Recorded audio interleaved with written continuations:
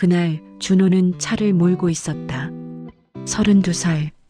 대기업 마케팅 임원. 연봉 1억 2천만 원. 강남 오피스텔. 외제차 벤츠 E클래스. 명품 시계와 명품 넥타이. 모든 것이 완벽했다. 여자친구 진현이는 25살. 얼굴도 예쁘고 성격도 착하고 무엇보다 아버지가 건설회사 회장인 부유한 집안. 준호는 그야말로 완벽한 신랑감이었다. 결혼식은 2개월 뒤 강남의 5성 호텔. 800명의 하객. 준호의 인생은 이제 우상향의 곡선을 그릴 것이었다. 그렇게 생각했을 때 신호등이 빨간불이었다. 강남의 한 교차로. 오후 3시. 준호의 차는 신호에 걸렸다. 운전대에 기대어 있는 그의 손에는 금반지가 반짝였다. 예물을 받은 지 한 달 된 반지였다. 창밖을 자동으로 내렸다. 서울에 차고운 바람이 들어왔다. 그리고 그는 봤다. 한 명의 남자. 교차로의 한 모퉁이에 앉아있는 남자. 60대로 보였다. 머리는 하얀색이었고 얼굴은 몹시 거칠어 보였다. 입고 있는 옷은 겨울옷인데도 헤어지고 때가 끼어 있었다. 신발은 한쪽이 떨어져 나가 있었다. 손에는 빈 종이컵을 들고 있었다. 노숙자였다. 준호는 그를 보고 눈을 돌렸다. 자신의 세계와 무관한 사람이었다. 그런 사람들은 자신의 시야에서 사라져야 하는 것이었다. 신호등이 초록색이 되었다. 준호는 엑셀을 밟았다. 차는 신호등 아래를 통과하며 남자 쪽으로 한 줌의 바람을 일으켰다. 남자는 흔들렸다. 준호의 눈에는 이미 그 남자가 없었다. 그것이 시작이었다. 일주일 뒤 같은 교차로에서 준호는 또 그 남자를 봤다. 이번에는 비가 오고 있었다. 약한 가을 비였지만 남자는 매우 추워 보였다. 남자는 손에 들고 있던 판지를 위로 올려 몸을 덮으려고 애쓰고 있었다. 판지는 비에 젖어서 헐어가고 있었다. 준호는 차 안에서 에어컨을 더 약하게 켰다. 그리고 다시 눈을 돌렸다. 그 다음 주 다시 같은 장소. 남자는 여전히 거기 있었다. 이번에는 여름이 오고 있었고 햇볕은 매우 강했다. 남자는 햇빛 아래 앉아 있었고 그의 피부는 검게 탔다. 마치 묵은 그을음처럼. 준호는 에어컨을 더 차갑게 켰다. 한 달이 흘렀다. 남자는 계절을 거쳐갔다. 봄에서 여름으로, 여름에서 가을로, 가을에서 겨울로. 준호는 매주 그 길을 지났다. 같은 시간에, 같은 신호등에서. 그리고 매번 그 남자를 봤다. 하지만 본 척하지 않았다. 12월의 첫 번째 날씨. 영하 5도. 준호는 차를 운전하다가 갑자기 생각했다. 그 남자는 지금 뭘까? 신호등에서 멈췄을 때 준호는 창밖을 봤다. 남자는 여전히 거기 있었다. 하지만 이번에는 다른 상태였다. 남자는 떨리고 있었다. 몸 전체가 경련을 일으키는 듯이. 옷은 더 헤어졌고 손은 파란색이었다. 마치 죽어가는 사람처럼. 준호는 차 안에서 그것을 봤다. 그리고 순간적으로 어떤 감정이 올라왔다. 불안감? 죄책감? 아니면 그냥 연민? 준호는 손을 떨리게 했다. 신호등이 초록색이 되었다. 하지만 준호는 차를 움직이지 않았다. 뒤에서 경적이 울렸다. 하지만 준호는 차에서 내렸다. 아저씨. 남자가 고개를 들었다. 눈빛은 텅 비어 있었다. 마치 세상을 완전히 포기한 사람의 눈. 살아있지만 죽어있는 사람의 눈. 준호는 그 눈을 봤을 때 뭔가가 가슴을 철렁하게 했다. 어디 갈 데 있어요? 없습니다. 목소리는 낮았지만 가라앉아 있었다. 마치 깊은 우물의 목소리 같은. 준호는 생각했다. 왜 자신이 이 남자에게 말을 거는지. 다시 말이 없었다. 하지만 준호는 입을 열었다. 이 추위에 여기 앉아 있으면 안 돼요. 위험해요. 남자는 준호를 바라봤다. 할 수 없습니다. 갈 곳이 없으면 차에 타세요. 그날 밤 준호는 남자를 따뜻한 모텔에 묵게 했다. 다음 날 밥을 사줬다. 곱창 전골, 따뜻한 밥, 국. 남자는 마치 처음 먹는 것처럼 천천히 먹었다. 아저씨, 이름이 뭐예요? 김창환입니다. 창환 아저씨, 가족은? 남자의 얼굴이 흔들렸다. 없습니다. 다 떠났습니다. 준호는 더 물지 않았다. 눈빛으로 충분했다. 일주일 뒤, 준호는 창환에게 옷을 사줬다. 깔끔한 회색 정장, 신발도. 창환은 거울을 봤다. 1년 만에 자신의 얼굴을 본 것 같았다. 고마워요. 정말. 목소리가 떨렸다. 아니에요. 당연한 거죠. 한 달이 지났을 때 준호는 창환에게 일을 소개했다. 자신이 다니는 회사의 청소부 자리. 월급은 많지 않았다. 200만 원. 하지만 그것은 일이었다. 창환은 감사했다. 고마워요.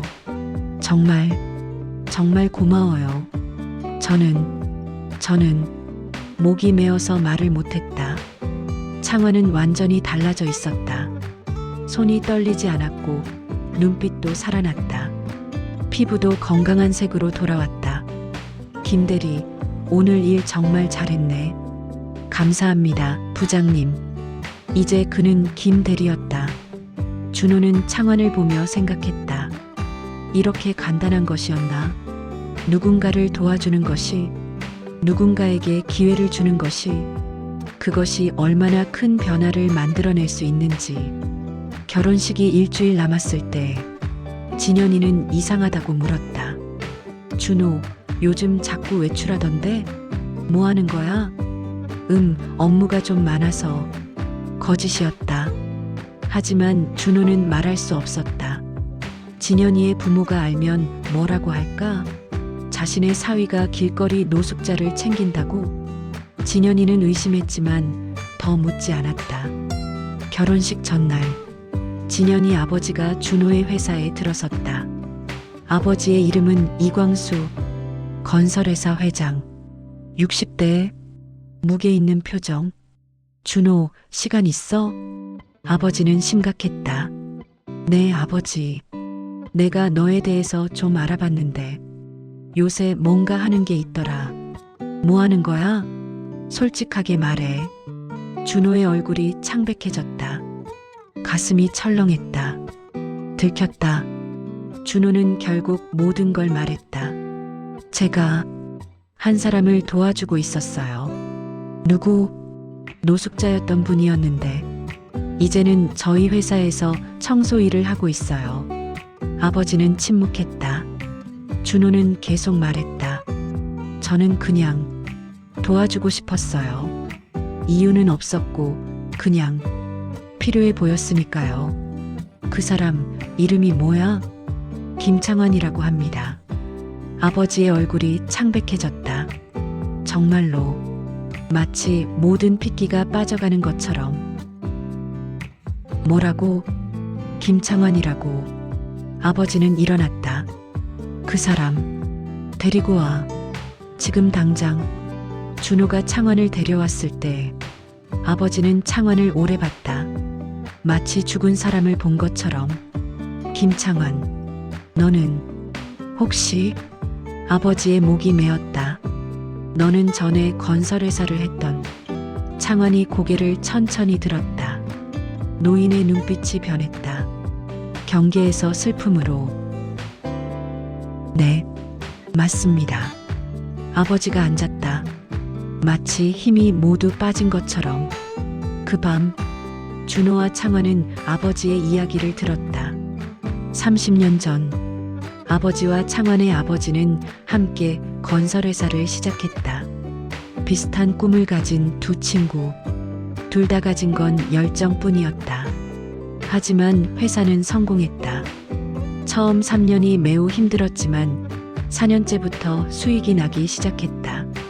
그런데 5년째 한 건의 부동산 사기가 일어났다. 거대한 프로젝트, 거대한 손실. 아버지는 그 책임을 모두 창환의 아버지 당시 부회장에게 돌렸다.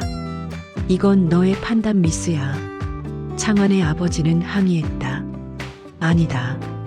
우리가 함께 결정한 거야. 아니다. 모든 책임은 너에게 있다. 그리고 아버지는 고소했다. 횡령죄로. 아니, 정확하게는 횡령이 없었다. 하지만 아버지는 증거를 조작했다. 창환의 아버지는 5년을 감옥에서 보냈다. 나갔을 때는 모든 것이 끝나 있었다. 회사는 아버지 혼자 차지했고, 아내는 남편의 죄를 이기지 못해 떠났고, 아들 창환도 아버지를 증오하며 사라졌다. 30년 동안 나는, 아버지의 목소리는 떨렸다. 매일 그 죄책감 속에서 살았다.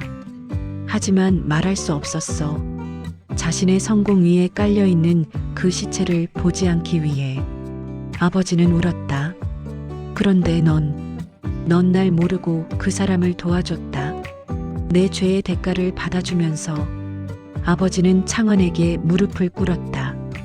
미안해. 정말 미안해. 창환은 가만히 있었다. 그리고 천천히 말했다. 저도 미안해요. 뭐가 미안해? 제가 아버지를 증오했어요. 그 죄를 씻지 않았어요. 30년을 증오 속에서 살았어요. 그런데 이 사람 준호이, 이 사람이 아무것도 모르고 제게 손을 내밀어줬어요. 그제야 제가 알았어요. 증오도 죄라는 걸. 아버지와 창환이 포옹했다. 30년 만에 결혼식 날 창환은 준호의 친구로 참석했다. 하지만 아버지와 함께 앉아 있었다. 하객들은 그것을 이상하게 봤지만 아무도 물어보지 않았다. 축사에서 아버지는 울었다. 우리 준호가 남몰래 한 일이 있어요. 저도 최근에 알았어요. 그 사람이 비로소 제 죄를 씻을 수 있게 해줬어요. 불완전한 인간을 용서해주고 깨끗하게 만들어줬어요. 하객들은 눈물을 흘렸다. 준호, 고마워. 그리고 진현아, 넌 좋은 남자를 만났어. 이제부터 우리 가족은 새로 시작할 거야. 과거의 죄를 깨끗하게 씻고. 1년 후 창환은 회사의 부장이 됐다. 아버지는 자신의 회장직을 창환에게 물려주려고 했다. 아버지, 난 그럴 자격이. 그럼 누가 받지? 넌 내 가장 소중한 사람이야. 그리고 준호와 진현이도 함께 할 거야. 우리 함께 새로운 회사를 만들자. 정직한 회사를. 그렇게 새로운 회사가 시작됐다. 희음건설. 희음이 뭐야? 준호가 물었을 때 아버지가 웃으며 말했다. 희망의 음악이 흐르는 회사. 그런 뜻이야. 우리가 만들 회사는 그런 회사가 되어야 해. 2년 후 준호와 진현이의 첫 아이가 태어났다. 남자아이였다. 창환은 그 아기를 안고 울었다. 진현이는 웃으며 물었다. 할아버지, 왜 울어요? 이 아이가 내 비극의 끝이자 희망의 시작이구나 하는 생각이 들어서 그들은 아이에게 이름을 지어줬다. 희음, 희망의 음악. 그 이름처럼 신문에 났다. 건설회사 회장 김창환, 올해의 사회공헌상 수상. 기사는 이랬다. 절망에서 희망으로 30년의 시간을 건넌 사람들의 이야기. 기사를 읽으면 창환의 과거가 드러나 있었다. 노숙자였던 그를 도와준 한 젊은이. 그 젊은이가 자신의 장인이었다는 것을. 그리고 그 과정에서 30년 전의 죄도 함께 용서받게 되었다는 것을. 13년이 더 지났다. 희음은 이제 23살의 청년이 되었다. 대학을 다니지 않고 아버지 준호와 할아버지 창환 밑에서 일을 배웠다. 할아버지, 왜 저한테 자꾸 도움을 주라고만 해요? 저녁 회사 사무실에서 창화는 손자의 눈을 봤다. 너는 절망이 뭔지 몰아야 해. 그래서 넌 항상 희망으로 사람들을 대해야 해. 알겠니? 네, 할아버지. 희음은 할아버지의 손을 잡았다. 그런데 할아버지, 저를 도와준 아버지, 할아버지, 아버지의 아버지, 즉 준호의 아버지인 이광수는 요즘 어때요? 할아버지는 요즘 많이 좋아졌어. 자신의 죄를 인정했으니까. 그리고 넌 그 할아버지를 좀 더 돌봐줄래? 네, 할아버지. 준호가 60살이 되었을 때 그는 자신의 사무실에 혼자 앉아 있었다. 벽에는 사진들이 붙어 있었다. 신혼 때 사진, 희음이 태어났을 때 사진, 할아버지 창환이 상을 받았을 때 사진, 그리고 그 첫 번째 사진, 겨울 교차로에서 자신이 내린 차에 앉아 있는 창환의 사진, 아무것도 없었던 그 사진. 준호는 그것을 보며 생각했다. 난 왜 그날 차를 멈췄을까? 난 그 길을 수백 번을 왕복했는데 왜 그날만? 누군가가 답할 리 없었다. 하지만 준호는 알고 있었다. 그것은 사랑이 아니었다. 책임감도 아니었다. 그것은 단순한 인간의 본능이었다. 누군가를 도우고 싶은 본능. 그 본능이 30년을 바꿔놓았다. 한 사람의 인생을, 한 가족의 인생을, 아니 수천 명의 인생을. 창환이 75살이 되었을 때 그는 병원에 입원했다. 암. 준호와 진현이 그리고 희음이 그의 침대 옆에 앉았다. 창환은 웃음을 잃지 않았다. 이제 충분해. 난 충분히 살았어. 아버지, 그런 말씀하지 마세요. 준호의 목이 메었다. 창환이 준호의 손을 잡았다. 고마워, 준호. 정말 고마워. 너는 내 인생을 구했어. 아니에요, 아버지. 제가 아니야. 넌 구했어. 그리고 그 과정에서 내가 30년을 놓쳤던 아버지까지 구했어. 그런 감사함을 어떻게 말로. 창환은 울었다. 희음이 할아버지의 손을 잡았다. 할아버지, 저 같은 사람을 만들어주셔서 고마워요. 창환은 손자를 봤다. 넌 더 좋은 사람이 될 거야. 알았니? 네, 할아버지. 창환이 죽은 지 3년 뒤, 희음은 아버지 준호와 함께 회사를 이끌고 있었다.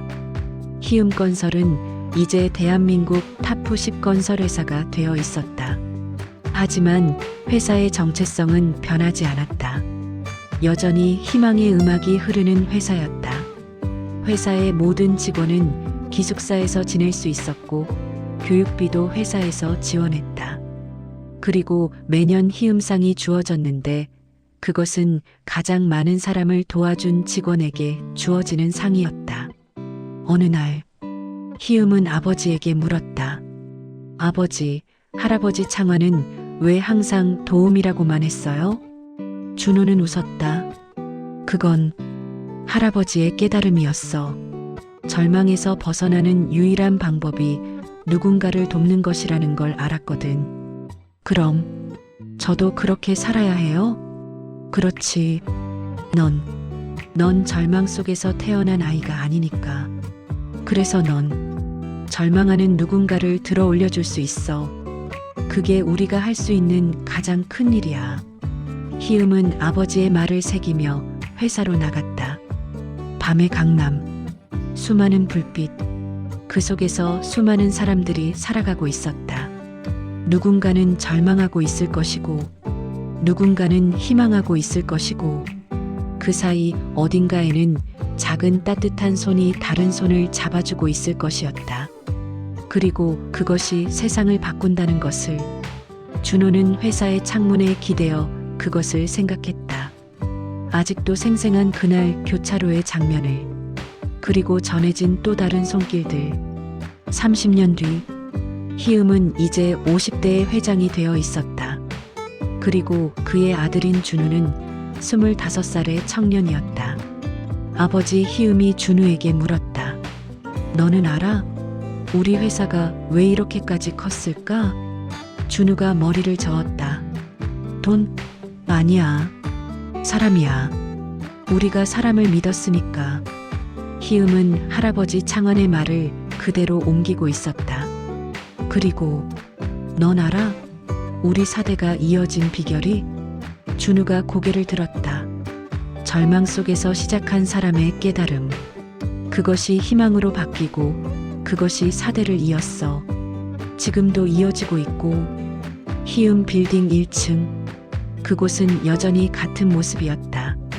아니, 더 아름다워졌다. 하지만 그곳의 정신은 변하지 않았다. 많은 사람들이 그곳에 들어왔다. 일을 찾는 사람들, 밥을 원하는 사람들, 누군가의 따뜻함을 갈구하는 사람들. 그들은 모두 그곳에서 환영받았다. 아무 조건 없이. 준호가 81살이 되었을 때 그는 병원에 누워 있었다. 의사는 며칠 남지 않았다고 했다. 진현이가 옆에 앉아 있었다. 준호, 후회해? 준호는 약한 목소리로 웃음을 터뜨렸다. 아니, 난 충분히 살았어. 정말 충분히. 그럼, 뭐가 가장 소중했어? 준호는 천천히 말했다.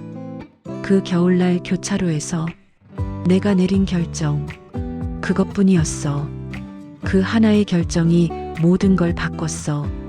그래, 넌 정말 좋은 남자야. 아니야, 난 그냥 멈췄을 뿐이야. 다른 건 다 아버지가 창안해줬어. 아버지가 노력했어. 아버지가 변했어. 난 그냥 문을 열어줬을 뿐이야. 준호가 떠나간 지 몇 달 뒤, 희음 건설에는 추모식이 열렸다. 수천 명의 사람들이 들어찼다. 그들은 모두 준호 덕분에 살아갈 수 있었던 사람들이었다. 직접적으로 또는 간접적으로 세상은 이제 깨달았다. 성공의 척도가 무엇인지를. 돈이 아니었다. 지위도 아니었다. 그것은 누군가를 얼마나 따뜻하게 품을 수 있느냐였다. 그것이었다. 지금도 강남의 한 교차로에는 누군가 앉아 있을 것이다. 그리고 언젠가는 누군가가 차를 멈출 것이다. 그리고 그 순간, 그 하나의 순간이 또 다른 세계를 바꿀 것이다.